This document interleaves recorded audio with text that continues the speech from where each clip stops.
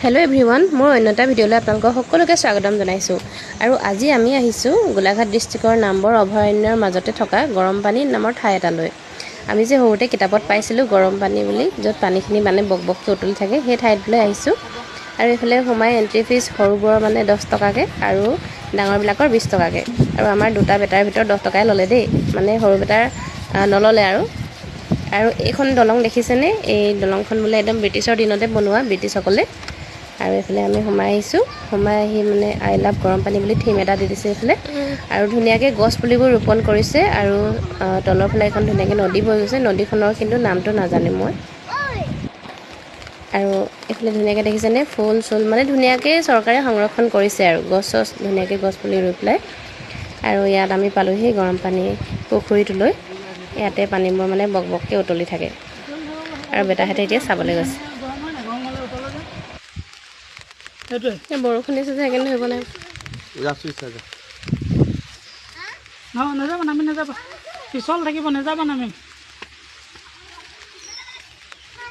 একদম গৰম না পানীখিনি এ নহয় হৈ না হয় একদম গৰম কে উতলা নহয় এনে গো নামিব পাছে নহয় নামাটো মানুহে নেনামে মই ভিডিঅ'তে দেখিছো হয় নাই গৰম হা গৰম হেতু এটা গৰম পানী ও বাবা না যাব তুমি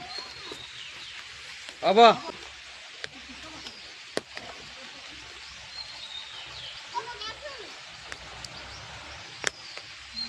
গৰম যাব লাগে গৰম কুহুমীয়া গৰম